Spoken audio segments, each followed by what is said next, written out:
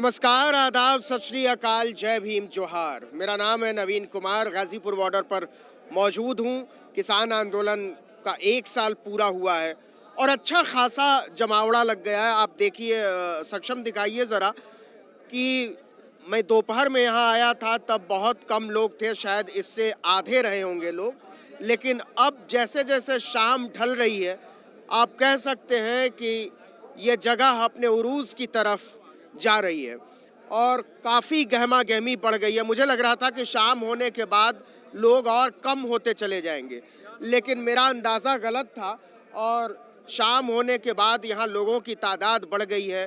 नेताओं का भी आने का सिलसिला जारी है। लोग एक दूसरे से बात कर रहे हैं और एक तरीके से मुलाकातों के अड्डे के तौर पर तब्दील हो गया है ये किसान आंदोलन। जो बॉर्डर है, चाहे आप गाजीपुर कह लें, चाहे टीकरी कह लें या सिंघू कह लें। हमारे साथ अमन रिजवी हैं, तो अमन रिजवी से हमने पहले भी बात की थी किसान आंदोलन के दौरान और आज हमें अचानक दिख गई और इन्होंने मुझे पहचान भी लिया इत्तेफाकन मास्क के इस दौर में। तो अमन, सबसे पहले तो आर्टिकल 19 पर आपका एक बार फिर से स्वागत। हाँ, शुक्रिया। मैं आपकी बहुत मतलब ज़्यादा लाइक करती हूँ, क्योंकि आपकी जो वीडियोस होती है ना, वो एक रूह को झंझोड़ कर सच बाहर निकालती हैं। और ये बदनसीबी है कि 140 करोड़ लोग फिर भी जागने को तैयार नहीं है। नहीं, लेकिन ये ऐसा तो कभी नहीं होता कि कोई भी जागृति किसी भी देश में सारे लोगों के भीतर आ जाए। इसीलिए तो सामाजिक या राजनीतिक आंदोलनों की ज़रूरत पड़ती है, इसीलिए तो नेताओं की ज़रूरत पड़ती है, इसीलिए तो किसी डिस्कोर्स की ज़रूरत पड़ती है, विमर्श की ज़रूरत पड़ती है और शायद इसीलिए यह आंदोलन खड़ा हो पाया।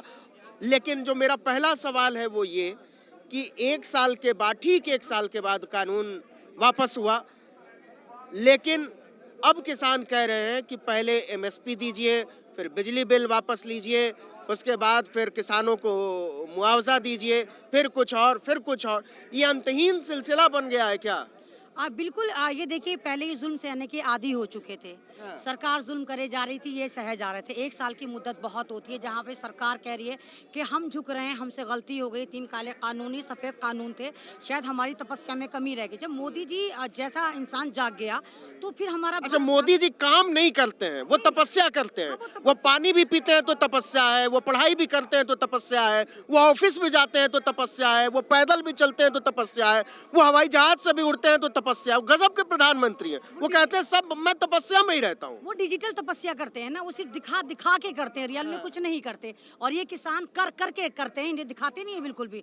इनको आंदोलन, ये लोग सड़क पर पड़े हुए हैं, ये लोग जाड़े में किनारे पड़े हुए हैं, तो ये सब आतंकवादी हैं, मवाली हैं, देशद्रोही हैं, गद्दार हैं। यही तो कि अब किस मुंह से आप जवाब देंगे जिनको आपने आलिस्तानी खालिस्तानी बनाने के लिए एड़ी चोटी का जोर लगा दिया था। आपका मीरास भान मीडिया चिल्ला चिल्ला के कह रहा था ये आंदोलन जीवी है 500 रुपए वाले। अब वो मीडिया कहाँ कहेगा, कहाँ जाके मुंह छुपाएगा?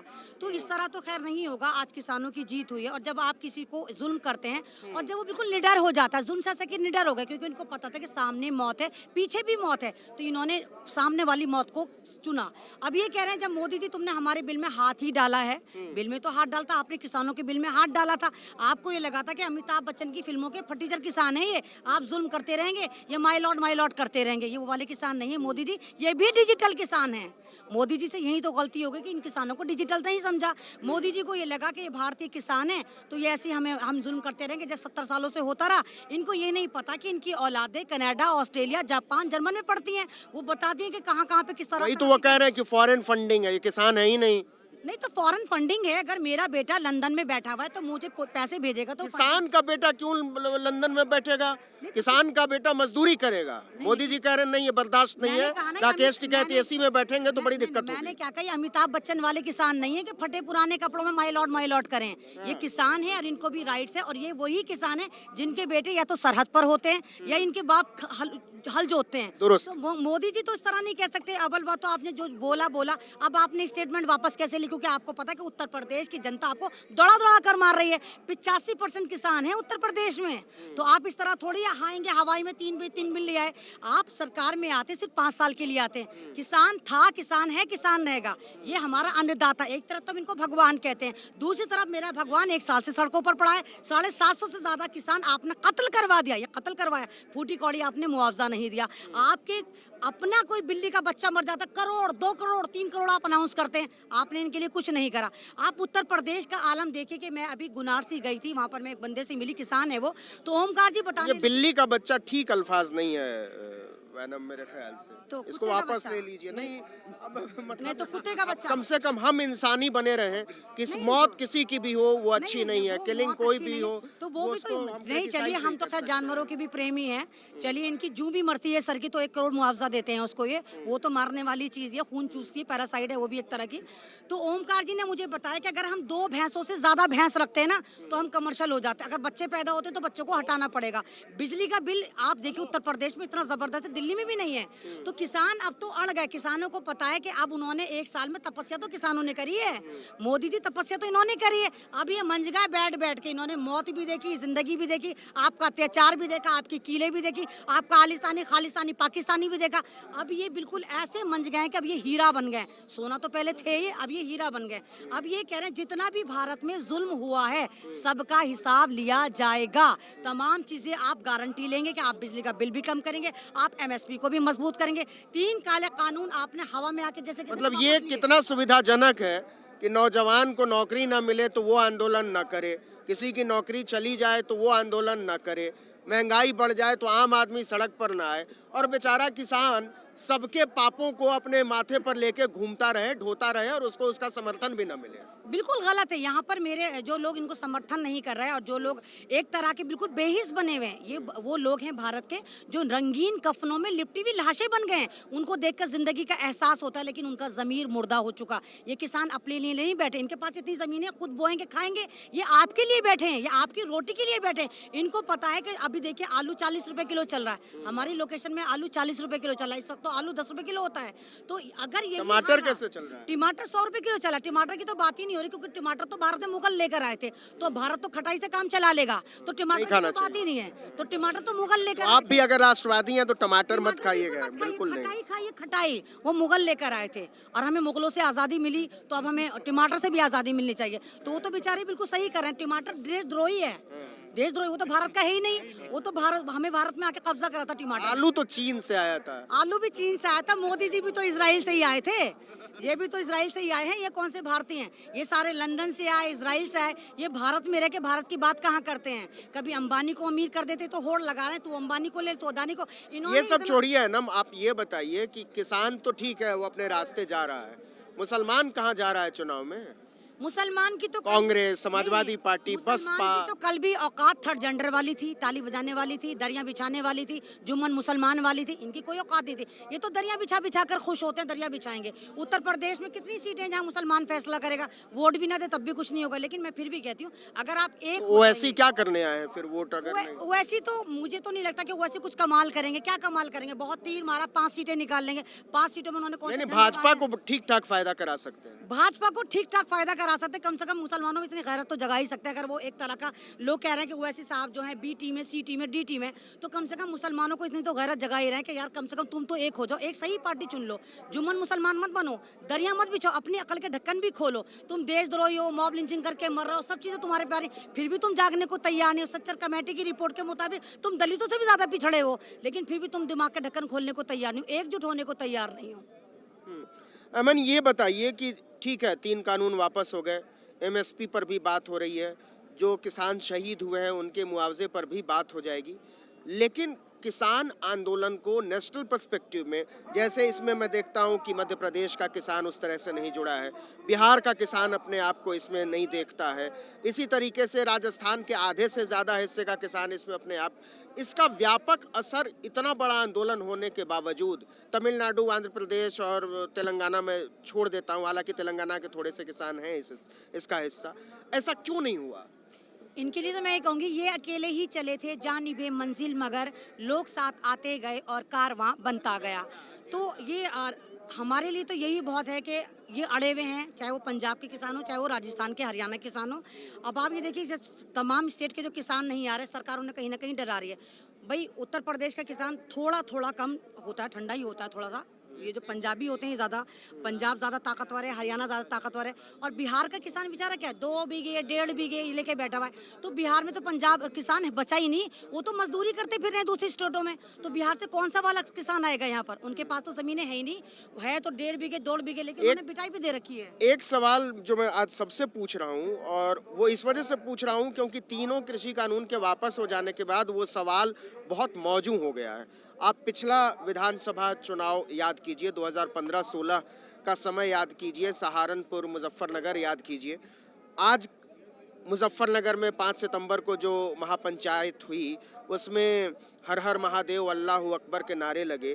जाटों और मुसलमानों के बीच की खुन्नस वहाँ की बड़ी कुख्यात रही है। इस बात की क्या गारंटी है? और अब जाट खुद कहते हैं कि उन्होंने एकदम दिल खोल के भारतीय जनता पार्टी को वोट किया था।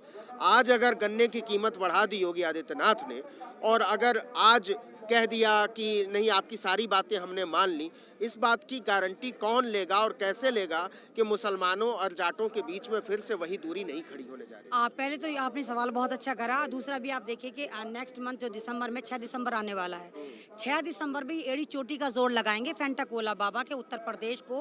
वो तो कैराना से लेके लखनऊ सहारनपुर तक लगा झोंक रहे दिया हैं। जाए, पूरी नफरत की आंधी में झोंक दिया जाए, और उसी का डर है। जी जी उसी का डर है। और ये वो जो नारा लगाया था आपने देखे कि मुजफ्फरनगर से जो एक नारा लगा था, हर हर महादेव अल्लाहू अकबर का, इस नारे से ये डर गए, क्योंकि ये तो लड़वाते ही चले आए। मुजफ्फरनगर दंगे देखिए 11 में हुए थे, किस कदर ही वहाँ पर कोहराम मचा था। तो अब इन लोगों को भी समझ में आ गया है कि हम सब किसान हैं, मुसलमान तो किसान होता ही नहीं है, किसान का कोई मजहब नहीं होता, ना हिंदू ना मुसलमान। तो अब ये समझ में आ गया सबके कि किसानी का खेती का कोई मजहब नहीं होता। और ये जो सरकारें हमें इस बात पे लड़वाती चली आई हैं कि तू गुज्जर है, तू जाट है, तू मुसलमान है, तो अब हमें इन चीज़ों से बाहर आना चाहिए। ये तो आस्था का मामला है। मैं हर हर महादेव बोल सकती हूँ, मैं जय श्री राम बोल सकती हूँ, मैं ला इलाहा इल्लल्लाह भी बोल सकती हूँ। मेरी मर्जी है कि मैं गुरुद्वारे जाऊँ, मेरी मर्जी है कि मैं मंदिर में जाके घंटा बजाऊँ। ये मेरी आस्था का मामला है कि मस्जिद में जाके नमाज पढ़ूँ। लेकिन इन सबसे ऊपर जो आता है वो आता है एक मेरा भारत, इसका संविधान। तो मेरा धर्म जो है, मेरी जो सबसे पवित्र किताब है वो मेरा संविधान है। तो मैं अपने संविधान को मानूंगी, मैं अपने भारत को बचाऊंगी, मैं अपने भारत की इज्जत करूंगी, तमाम कम्युनिटी की इज्जत करूंगी, तो मैं सच्ची भारतीय कहलाऊंगी। अदरवाइज मैं भारतीय नहीं, वाकई देशद्रोही कहलाऊंगी। अनम, इससे आगे का सवाल ये है कि सीए एनआरसी के खिलाफ एक बहुत बड़ा आंदोलन ऐसा ही खड़ा हुआ था, और वो भी बहुत लंबा चला था। सीए एनआरसी तो खैर वापस नहीं हुआ, मुझे नहीं मालूम कि वो इस आंदोलन के बाद का हिस्सा होगा या नहीं। मेरा सवाल ये है कि सीए एनआरसी के खिलाफ जो बच्चे खड़े हुए थे, जो जामिया के छात्र खड़े हुए थे, जो एमयू के छात्र खड़े हुए थे, जेएनयू के छात्र खड़े हुए थे, उनमें से कई अभी भी जेलों में हैं, कुछ जमानत पर बाहर आए हैं, लेकिन कई अभी भी बहुत देशद्रोह जैसी धाराओं में अंदर हैं। उनको रिहा कराने के लिए, बाहर कराने के लिए, इंसाफ दिलाने के लिए क्या किसान आंदोलन में कोई बात बन सकती है? बिल्कुल बन सकती है। और एनआरसी सीए का मैं बहुत बड़ा फेस रही हूँ, मेरे पे भी बहुत ईडी के लगे, सीबीआई मेरे पीछे पीछे रही, बहुत सारे अटैक भी मेरे पास पर हुए। ये तो मेरी खुशनसीबी है कि शायद मैं जेल नहीं जा पाई। लेकिन जितने जेल गए, मैंने यहाँ पर भी सुना, बहुत सारे मेरे सिख ब्रदर ने भी बोला कि शाहीन बाग पे आपने एक शुरुआत करी थी और हम आखिर करेंगे, वो जुल्म की शुरुआत थी। लेकिन मैंने सीए में भी बोला था ये वाली बात कि हम जो सड़कों पर बैठे हैं, हाँ हम बैठे हैं, लेकिन ये जो एनआरसी सीए था ये हमारे लिए नहीं था, मुसलमानों के लिए नहीं था, ये मुसलमानों के लिए भी था। पेपर मोदी जी ने ये नहीं कहा था सिर्फ मुसलमान दिखाए, उन्होंने कहा था पूरा भारत दिखाए। तो वहाँ भी एक इन्होंने पूरा एजेंडा चलाया था। इन्होंने सोचा था हम पेपर मांगेंगे, पेपर मांगने पे इनके पास पेपर मिलेंगे नहीं, हम तमाम लोगों को वोटर लिस्ट से बाहर कर देंगे और फिर अपनी जो ईवीएम घोटाला करेंगे उसमें हम आराम से जीत जाएंगे। अगर ये एनआरसी सीए लागू हो जाता, ये कर देते एप्लीकेबल, तो इसमें कम से कम 25 करोड़ दलित का वोटर कटता।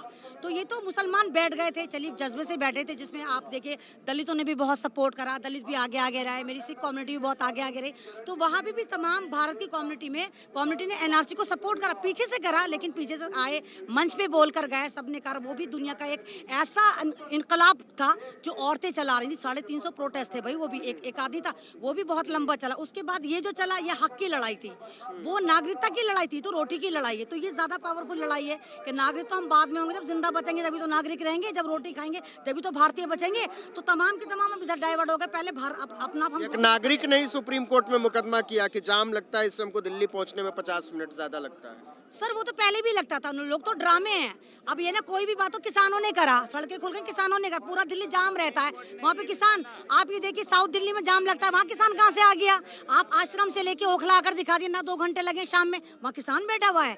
वहाँ मैनेजमेंट खराब है इनका, इनका रेड लाइट एरिया सही नहीं है, इन्होंने सही फंक्शन नहीं करना का, सही फ्लाईओवर नहीं बना रखे। बस इनको पता है कि जो भी ट्रेंड में हो हर चीज हर ठीक है किसानों पर फोड़ दो कि भाई किसानों की वजह से लग रहा है। तो ये अज्ञानी लोग हैं जो ज्ञान पेलने आते हैं, इनको कुछ नहीं पता।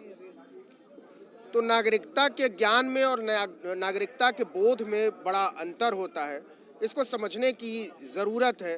गाज़ीपुर बॉर्डर पर मैं देख रहा हूँ कि सामने सूरज ढल रहा है और हम उम्मीद करें कि एक नया सूरज निकलेगा, सबके हकों की आवाज़ बुलंद होगी, लोकतांत्रिकता की एक नई चेतना एक बार फिर से देश में बहाल होगी। अनम, आर्टिकल 19 से बात करने के लिए बहुत शुक्रिया। और मैं भी कहूँगी कि नवीन जैसा पत्रकार सदियों में पैदा होता है, इनकी कदर करें। बहुत शुक्रिया।